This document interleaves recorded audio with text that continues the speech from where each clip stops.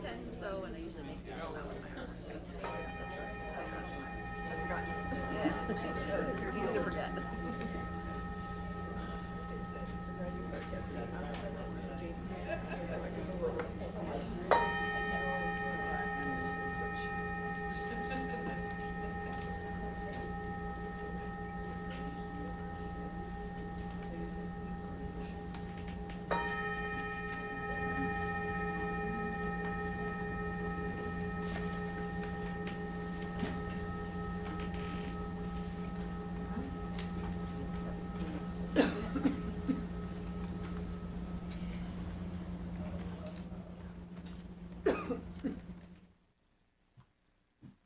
I'd like to draw your attention to the centering thought in your order of service as you listen to Barbara's beautiful prelude. And as a community, let's silence our cell phones, quiet our minds, and open our hearts.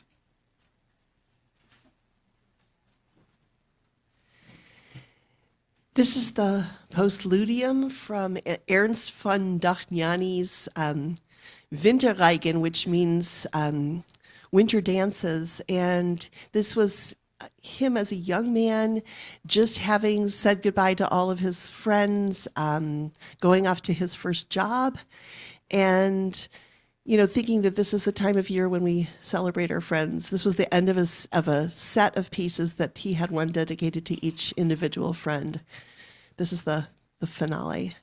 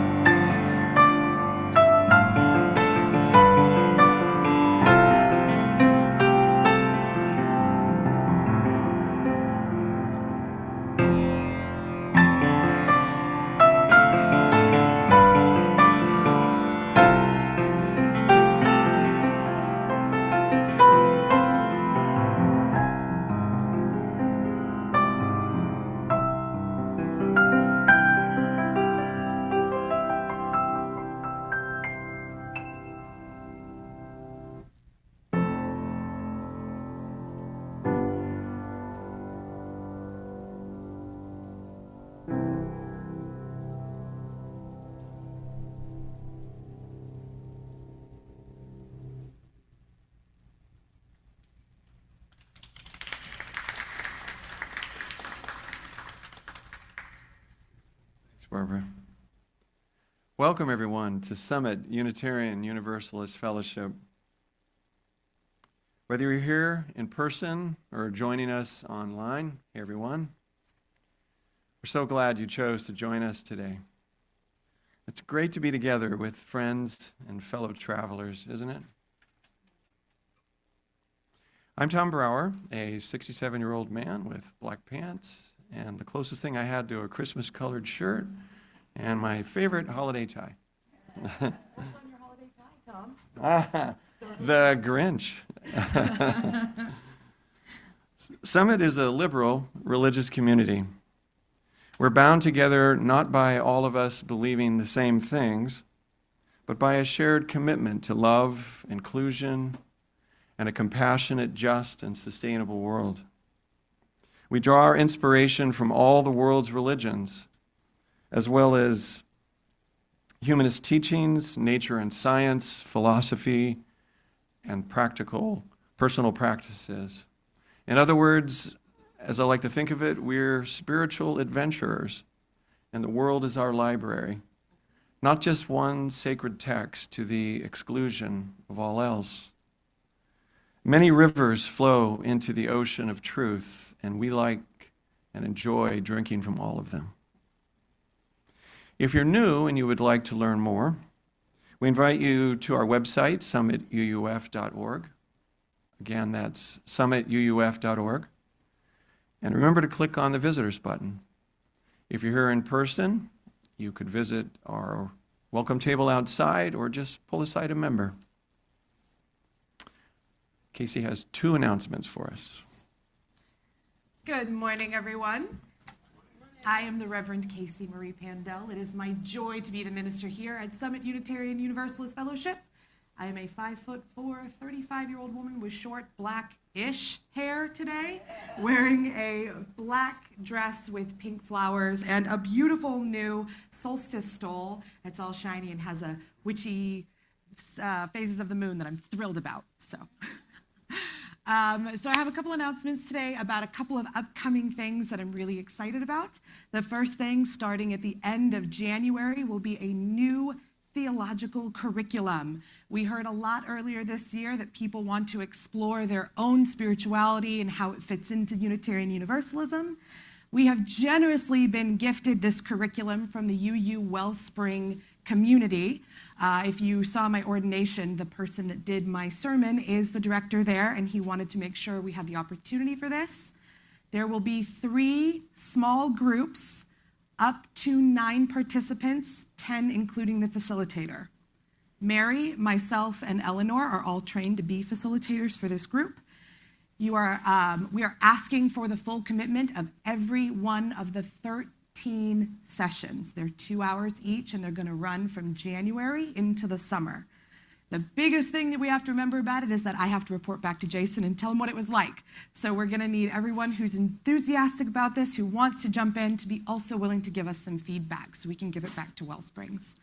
So if finding out more about your own theology, how it fits in with Unitarian Universalism, it is called Love at the Center, our UU Principles, our UU Values and Covenants.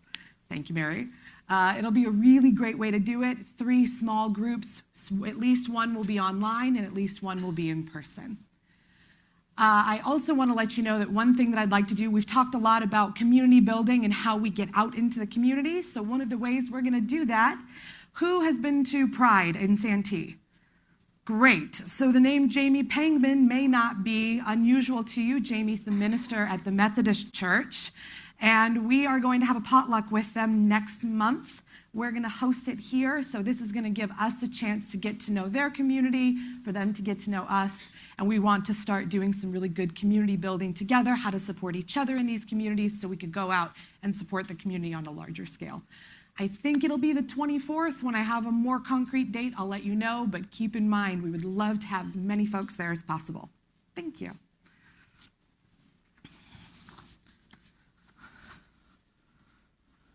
Our shared principles compel us to acknowledge that our fellowship resides on unceded Kumeyaay land. That is, land that for more than 10,000 years has been and continues to be their home. We recognize the violent history of colonization in California and honor the legacy and continuing presence of the Kumeyaay Nation. The flaming chalice was first used as a symbol by Unitarians during World War II, as a symbol of love and sacrifice in the face of adversity. Sandy Bernstein was originally chosen. I haven't lit it yet. This is what happens when people remember things I don't.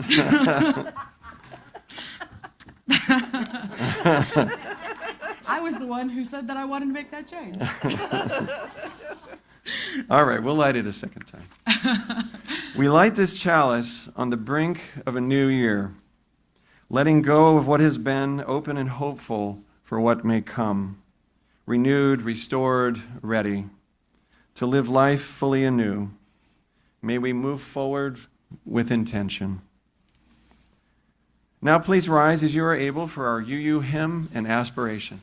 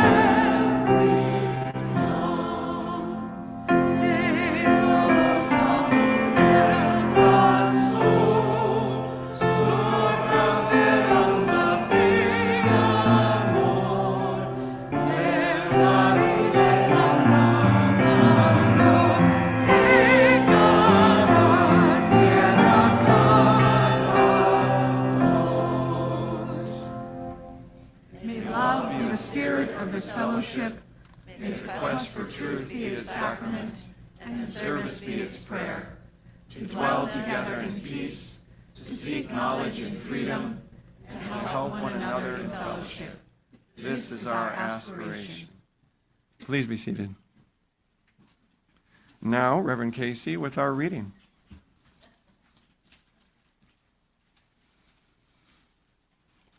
Our reading today is words from the Reverend Erica Hewitt entitled, Where Healing Begins. She begins with the quote from Jen Hatmaker in Of Mess and of Moxie. The work of forgiveness is so challenging. The actual work of it.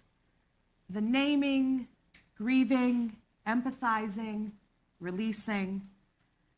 It's like a death of what we wanted, what we expected, what we hoped for, what we deserved but didn't receive. We don't know how to control people or outcomes, and I am as devastated about this as you.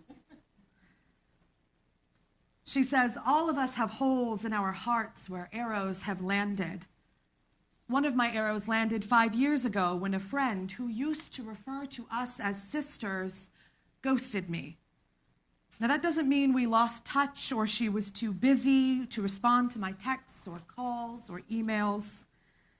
It means that time revealed her to have made an ongoing choice, however passive, to end our relationship with neither warning nor explanation. Every relationship is an ongoing story that unfolds between people, and yet it took me years to stop trying to will a new chapter of this relationship into existence. Where there was once a loving relationship, there is now an echo and an ache. Where a stinging question once haunted me, why? A new question emerged. What shall I do with this pain? The first question is unanswerable. The second one prodded me into connection, where healing begins. I talked over my pain with both spirit and my therapist, and those were very different conversations. And once I let go of shame, I received a healing balm in learning how many of my friends had also been ghosted. I thought I was done as if our spiritual journeys are ever complete, until a worship experience bestowed upon me a grace that I hadn't known I had needed. Softened by music and prayer and the ministry of my colleagues, I found myself with the capacity to pray for the sister who abruptly left my life. That's more free than I ever imagined getting, but that's what grace does. It is a spiritual ladder amid all of life's chutes. Ministers like to say that we go to church because others are in need of us. We are a people of relationship and promise, trust and accountability, and that is why you cannot be a Unitarian Universalist in isolation. Sometimes I need to receive to rest in a power greater than myself, more loving, more forgiving, more compassionate, more soothing than any force that lives inside of me. What a wondrous gift that we both summon and create in the power of community, lifting one another into wholeness through giving and receiving.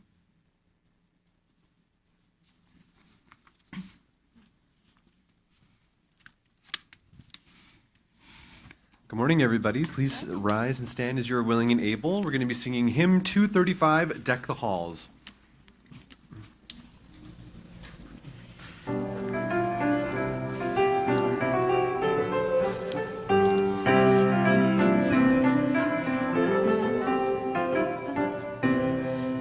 Deck the halls with boughs of holly, la la la la la la la la.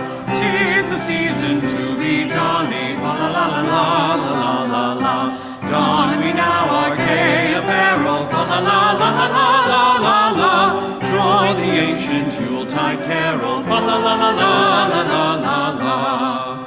See the blazing Yule before us, la la la la la la la la. Strike the harp and join the chorus, la la la la la la la. Follow me in merry measure, la la la la la la la la. While I tell of Yuletide treasure, la la la la la la la. Fast away the old year passes, la la la la la la la la. Hail the new ye lads and lasses, la la la la la la la la. Dawn we joyous all together, la la la la la la la la. Regardless of the wind and weather, la la la la la la la la. Thank you so much, Duncan.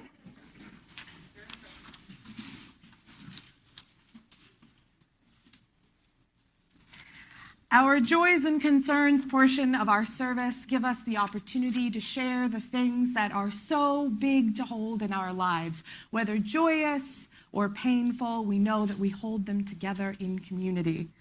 You are all welcome to send me a text or an email throughout the week, or to Stacy Sasaki, our worship chair.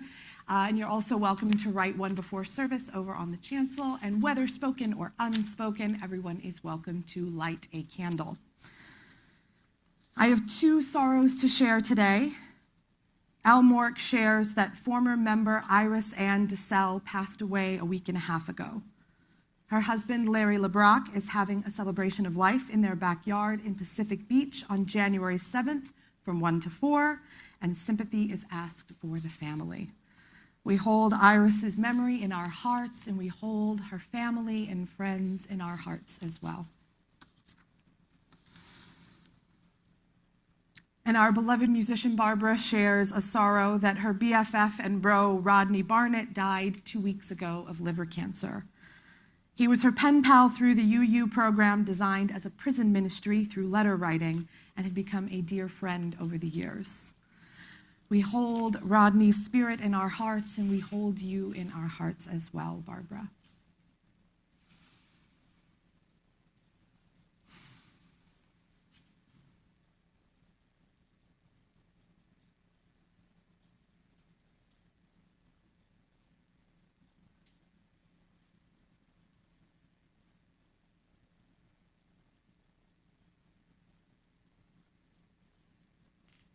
We know that not every joy or sorrow can be spoken aloud in these days. May we have gentle weeks ahead. May we find grace. And may we always hold each other in our warmest, gentlest community heart.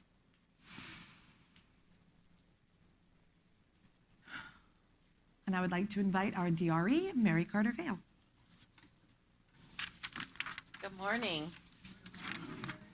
Make sure my mic's there. It is. I am a 5'7", 61-year-old woman with graying hair, and today I'm wearing a crown of rosemary from our garden and a lovely, very soft green velvety dress. So we've had a theme this month. We have a theme every month, a worship theme. And this, does anybody remember what the theme this month is? Presents. toes on the worship team, they know. So the practice of presence. So the practice of being fully present. And so I have a story for you today about Yuletide. We have our little holiday altar here this is our Yule log. And we have our little creche scene, and over here our menorah. Both Hanukkah and Christmas begin on the same day. Hanukkah starts on the 25th this year. It's very late, but it's also kind of cool because it moves around. It's one of those holidays that moves based on the moon, if I remember correctly. All right, so I have this story for you on the practice of presence. So yesterday was the winter solstice, also known as Yule, and the longest night of the year. So at 1:20 a.m. on Saturday morning, that was the mark of the winter solstice. So if you noticed, I know yesterday at 4 o'clock, it was dark. That's what's going on. Can you imagine being a person who didn't have electricity or anything, and suddenly the days just got so short, and you didn't know why? That'd be kind of scary, wouldn't it? Be really, really scary. So this is a story that comes from that tradition. So long ago, people used to be afraid of the winter solstice because they believed that the days began to grow shorter after the 21st of June, which is the summer solstice. The sun would not return. I mean, there was always a fear that sun would not come back. So solstice rituals and celebrations were created as a way to honor and pay homage to the sun, S-U-N, and also as a way of calling it home again. So the story that I have to share with you today is an imagination story. So I want you to paint pictures in your mind as I tell it, okay? All right. 'Twas the night before Yuletide, and all through the glen, not a creature was stirring, not a fox, not a hen. A mantle of snow shone brightly that night as it lay on the ground reflecting moonlight. The fairies were nestled all snug in the trees, unmindful of flurries and a chilly north breeze. The elves and the gnomes were down in their burrows, sleeping like babies in their soft earthen furrows. When lo, the earth moved with a thunderous quake, causing chairs to fall over and dishes to break. The little folks scrambled to get on their feet, and they raced to the river where they usually meet. What happened, they wondered. They questioned, they probed, as they shivered in nightclothes, some bare-armed, some robed. What caused the earth's shudder? What caused her to shiver? They all spoke at once as they stood by the river. Then what to their wondering eyes should appear but a shining gold light in the shape of a sphere. It blinked and it twinkled and it winked like an eye. Then it flew straight up and was lost in the sky. Before they could murmur, before they could bustle, there emerged from the crowd with a swish and a rustle, a stately old crone with her hand on the cane, resplendent in green with a flowing white mane. As she passed by them, the old crone's perfume smelled of meadow flowers abloom. She made each of the fae folk think of the spring when the earth wakes from slumber and the birds start to sing.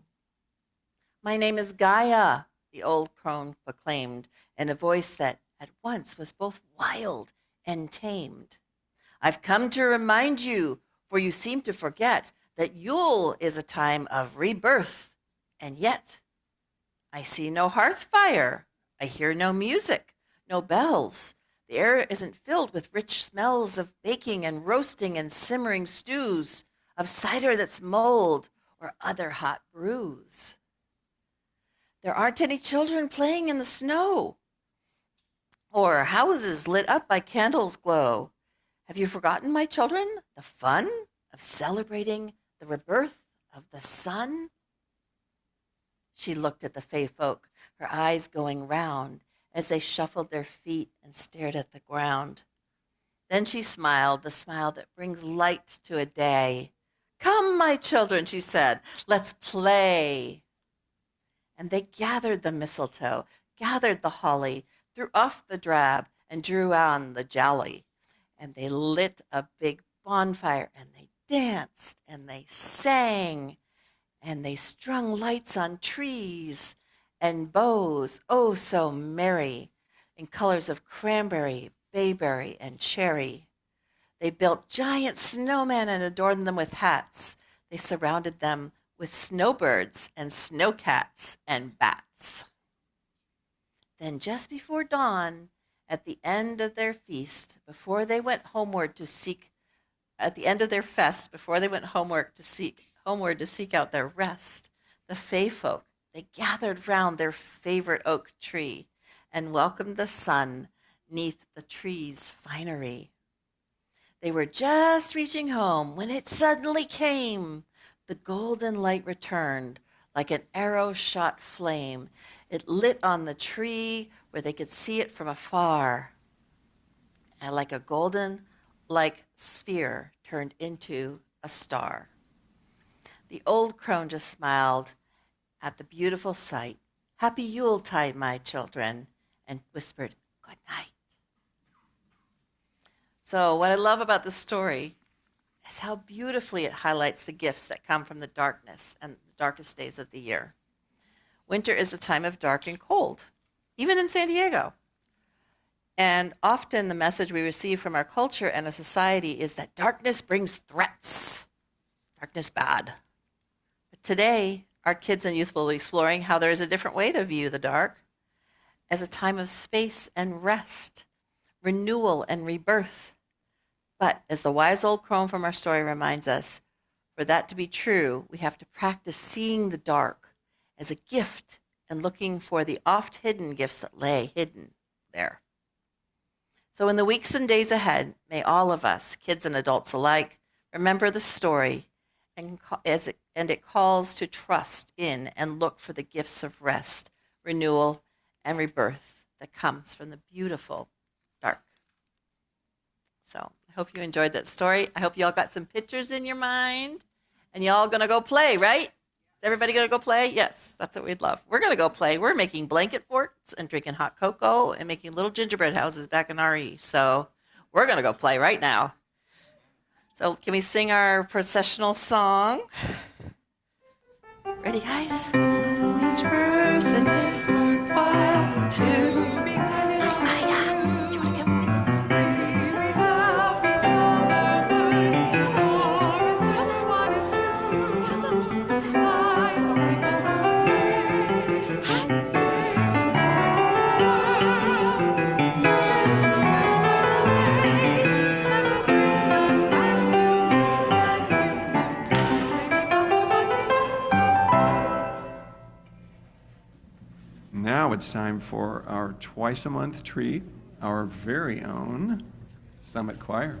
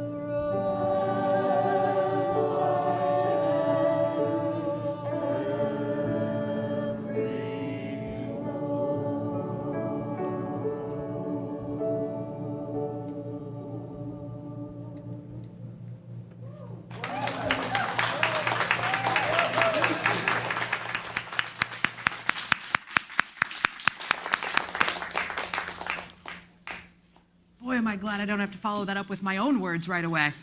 Whew. Please join me in a time of silent prayer, meditation, or reflection as I read words from Chaplain Krista Westervelt entitled Prayer for Healing. Spirit of life and peace, source of our strength and surrender, we lift up those who grieve, those whose griefs we know, those whose griefs may go unspoken for fear of being misunderstood or disregarded. May they be held in a spirit of remembrance, of grace, and of comfort. We lift up those carrying the pain of regret, regret for actions that cannot be undone, and regret for the undone that has escaped possibility. Give them a spirit of grace, of self-forgiveness, and tender self-compassion, that they may heal into embracing a future still unwritten. We lift up those whose hearts and minds are heavy, whatever the source of that heaviness. May they find comfort and clarity, understanding and peace. We lift up those whose fear and anxiety threatens to drown them, even as they remain on dry land. May they find moments of certainty and a stay against the terror of the unknown. We lift up those experiencing loneliness. May they find compassion and community in the company of those who truly see them, understand them, and embrace them. May we be a community in which no one feels alone in the midst of a crowd. We lift up those bearing the scars of religious trauma and spiritual harm.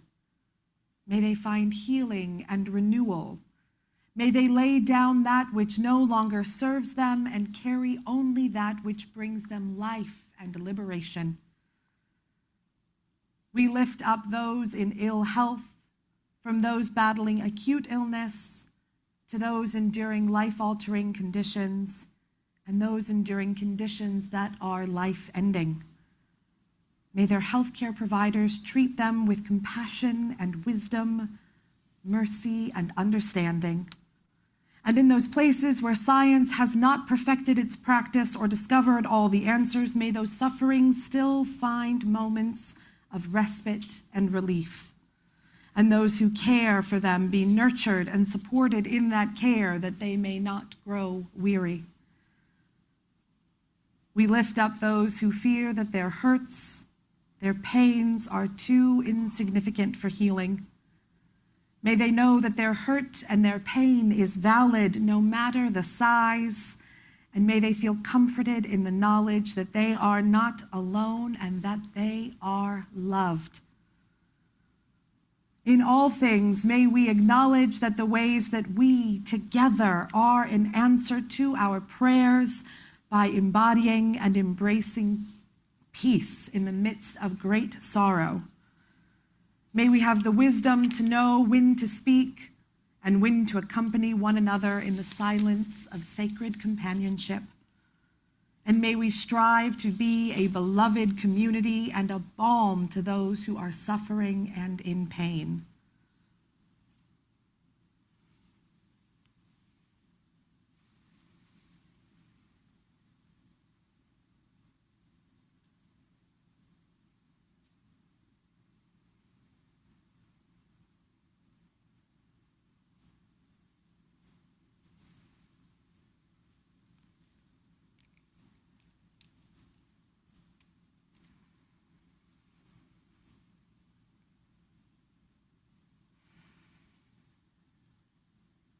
In gratitude and in hope, so may it be, and amen.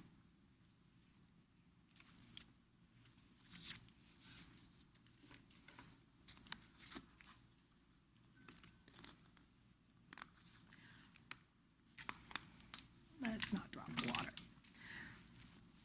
One of my favorite things to do as a minister is tell a story. And as I was talking to a friend this week about the topic of this sermon, I realized I didn't have a good story to go with this week's. And as I was telling her what my plans were for it, she said, "Oh, I've got a good one for you." My friend Emily, when she started dating her husband Chris some years ago, said that I think with most relationships, it's a little tough at first. We're learning to dance together. We're learning each other's needs, our hopes, our fears, much like we do when we're in community like this. And she said their first Christmas together, she was really excited to get him a wallet. I know that doesn't sound like the most thrilling gift, but his wallet was being held together by duct tape and hope at this point. And it drove her nuts. She's like, you're in your 30s, get a real wallet. So she bought him a really nice leather wallet. Not super expensive, but one she thought he'd really like. And she knew he had been gifted one earlier in the year, but she never saw it. So she thought, why not? Then a couple days before Christmas, she was out with her new partner, and he had run into the friend who had initially given him the other wallet.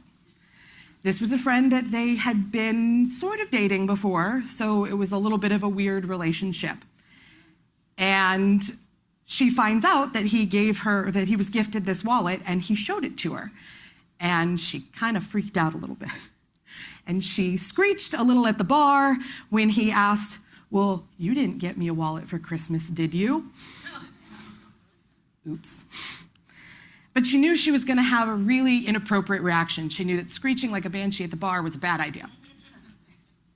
So she said, "I need a minute. I'm going to take a lap." And she went outside.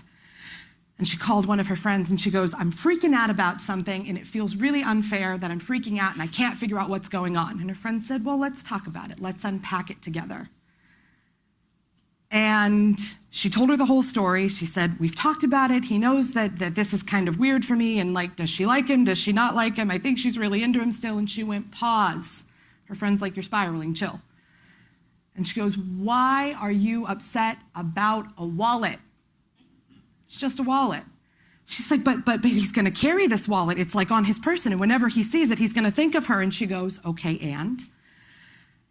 And as they started talking, she realized, of course it wasn't the wallet. The wallet didn't do anything, and frankly, neither did the person who gave the wallet. It was just a gift. But as they started unpacking it, my friend and her friend, they realized that there was something else going on. And Emily realized that she wasn't getting what she needed from her new partner. But she didn't know how to say that she wasn't getting what she needed. She didn't know how to say that this particular gift from this particular person made her feel like maybe they weren't as committed as they were. Whether or not anyone thinks that's the right reaction, we all have reactions about things like that. And it was really important for her to realize, oh, I feel like I'm missing something, and I haven't figured out how to tell my partner that I'm missing something. So she figured out the problem, and that's great. And she had to talk to him about it. And God love Chris, he's a little bit of a space cadet sometimes. We both have ADHD, and his is entirely unmanaged, and I see her talk to him sometimes, and I'm like, oh, buddy.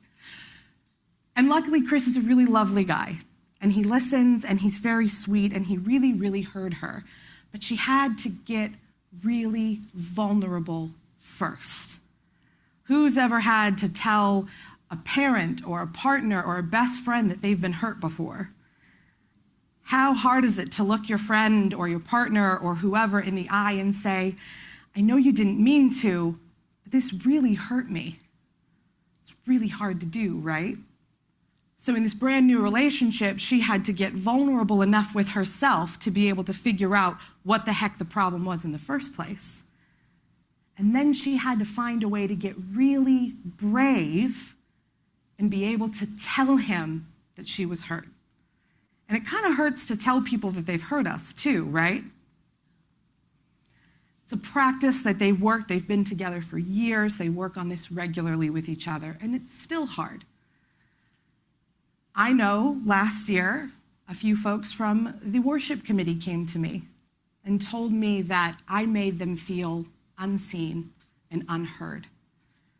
And it was really hard to hear that from these people that I've already grown to love. And I think about that every time I make a change with something. And I think about how hard it must have been for my congregants to come to me as the minister and say, "You hurt us." And I cried in front of them that day because I was so upset that I hurt them. It's hard to be vulnerable. It's hard to be brave. And it's not something we do all the time. I know I'm notorious. I just told someone yesterday, I am the queen of, "I'm fine. It's okay. Is everything all right? Yep, it's fine. Oh, it's not that important."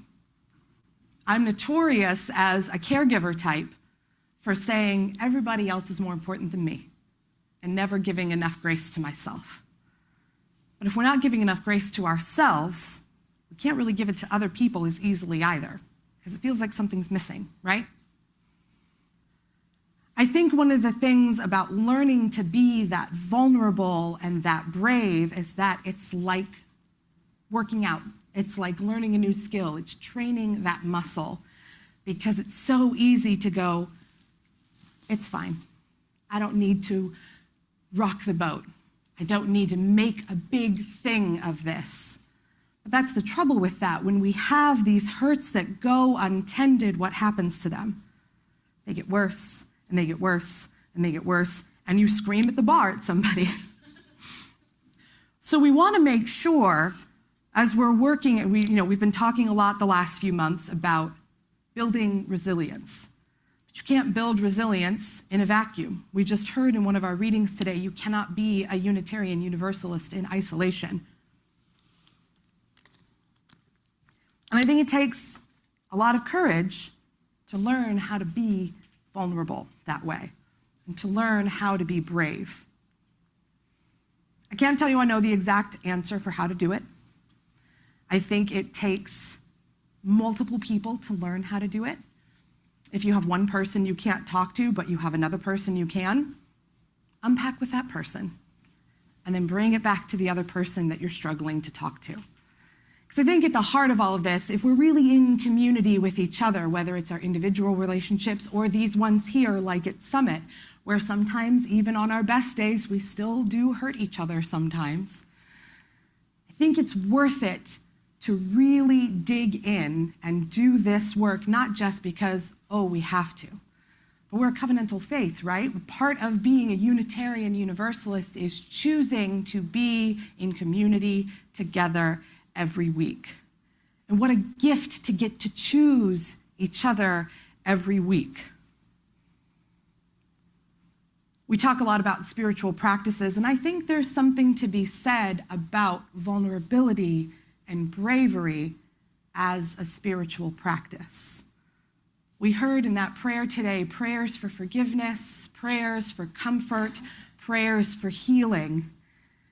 And sometimes I think those healings have to start with those really tough moments deep within us. It doesn't mean we have to forgive every hurt that we have. Reverend Erica talks about not being able to wrap up this relationship. There was no closure between these two people. She had to find that grace on her own through her own spiritual journey. I think sometimes we want things to be wrapped up with a nice, pretty Christmas bow on it. And that's not really being human. We're pretty messy, right? I think maybe more than a little messy sometimes. But that's part of what makes being human great, is we get to learn through that messiness, and we get to grow through that messiness. And when we come out on the other side, there is hopefully, not always, but hopefully, really something deep and meaningful and beautiful about it. But we have to be willing to get into the muck and the dirt and do the really hard thing. I had another moment recently where I needed to talk to a couple people, and it was such a scary conversation to me. It took me 6 weeks to have these conversations. 6 weeks. Each conversation took 30 minutes and everything was fine. I built up how hard this was going to be in my mind so much that I did more harm than good by waiting. And now my job is to fix what broke in the meantime. Being vulnerable is hard. Being wrong is really hard. When someone tells us that they've hurt us, it's really easy to get defensive and immediately push back. But then that makes us feel unheard. What's this week's or this month's theme? Presence.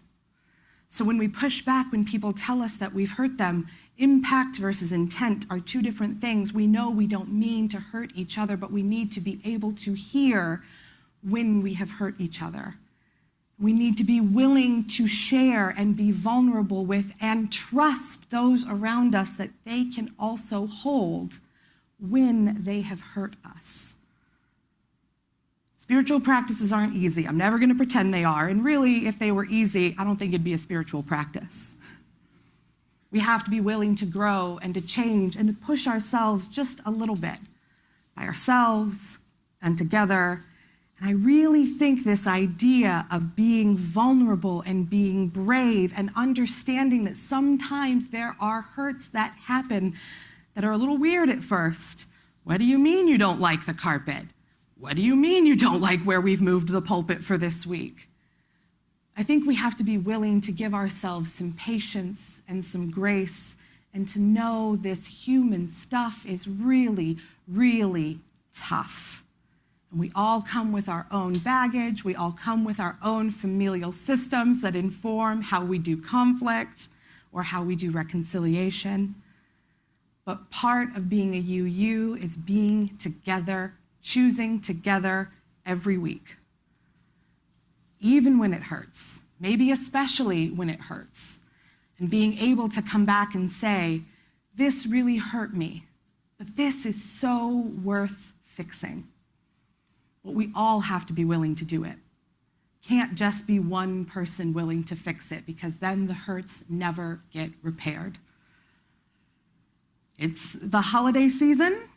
It can be a very difficult season for some people. If you have tough family relationships, you know this very, very well.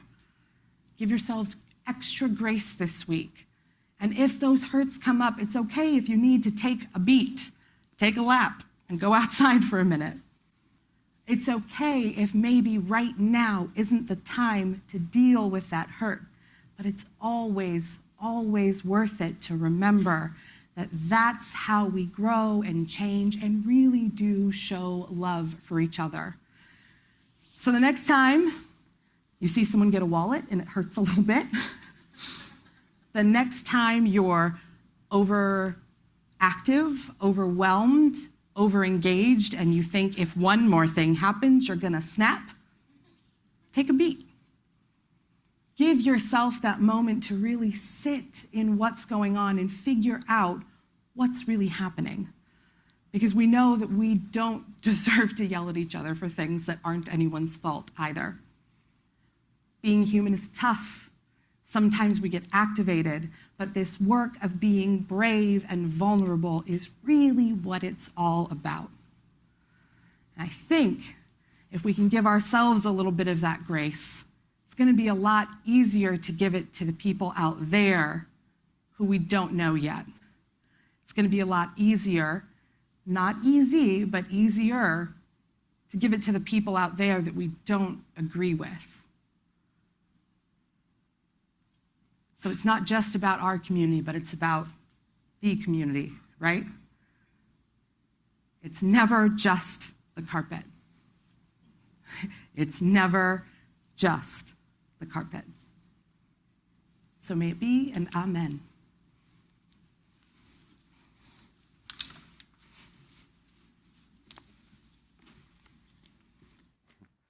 We'll now receive our morning offering. Your Sunday morning offering is a gift that provides Summit UU Fellowship with the financial resources to help build a better world together. The smallest gift is welcome. For those of you on Zoom, please select the Sunday plate option in the chat box.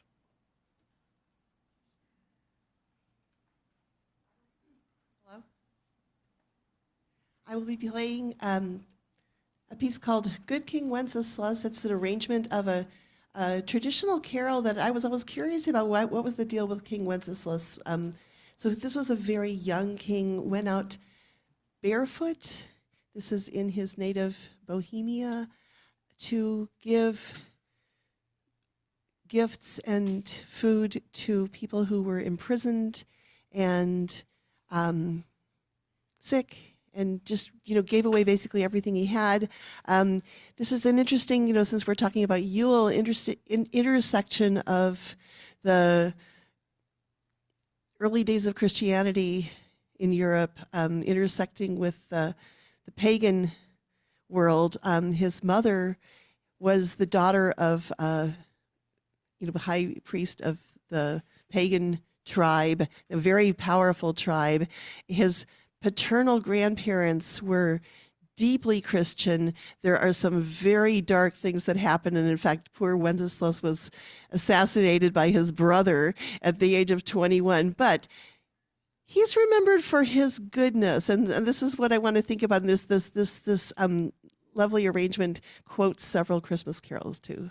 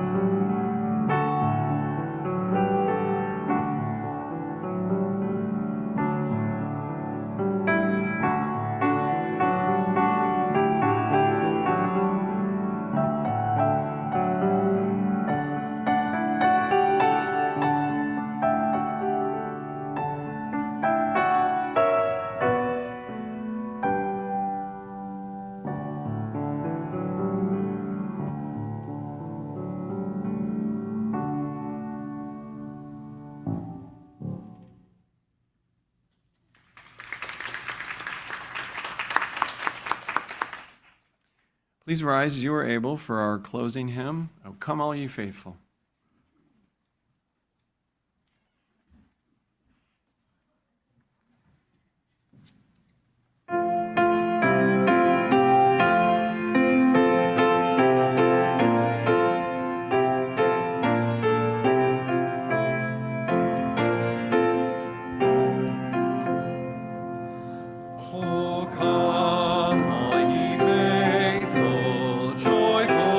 Triumphant,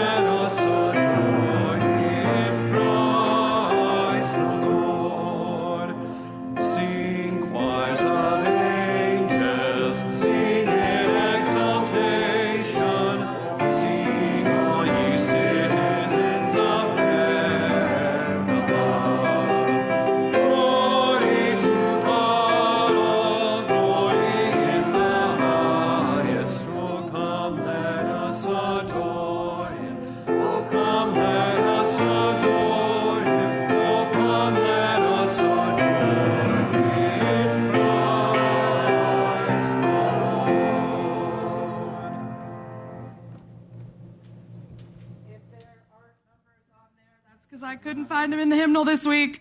Sorry. You guys can sit down. It's okay. You don't have to wait. I mean, I know you're going to stand up again in a second, but up, down, up, down. I promise it's not that much. Although, Christmas Eve, there's a little more up, down, so maybe oil those knees before Christmas Eve. As always, there is almost nothing I preach that doesn't come directly from my own jugular vein. When I told my friend that this is what I was preaching, and I told her about wanting to talk about building trust, and remember, trust moves at the speed of trust. Trust happens on God's time, on Spirit's time, not on ours. She immediately texted back, "Is your sermon coming for you this week?" And I went, "Yeah." And that's okay, because we're always growing. That's part of why we do this spiritual stuff. That's why we are in faith communities together, because we know that we're worth all of the dignity that comes with caring for ourselves and doing the tough things to be together. So as we go off into this holiday season, whether you're celebrating Christmas, Hanukkah, or whatever you are celebrating, be gentle with yourselves, especially this time of year when there's so much to do, presents to wrap, people to see, food to eat. Please enjoy all the food. It can get really overwhelming, and sometimes that carpet looks real ugly and we don't know why. Trust yourselves. Trust that those around you love you and want to hold you in those spaces, even when it's really hard. I've had a lot of really hard conversations this week, and it's exhausting and so beautiful to be able to share that space with each other in really authentic, really loving ways. And there is nothing like being seen by the people who love you and care for you, and that includes everyone in this room. Amen, shalom, salam, ashe, namaste, and blessed be. Go now in peace. May the light within you be a blessing to the world.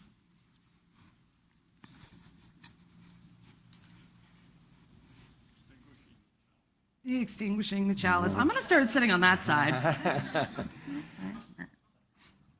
As we close our service by extinguishing our chalice, we invite you to stay afterwards and join us for a time of community gathering that will start about 11:15. We extinguish this flame, but not the light of truth, the warmth of community, or the fire of commitment. These we carry in our hearts until we are together again. Let's join hands for our closing circle song.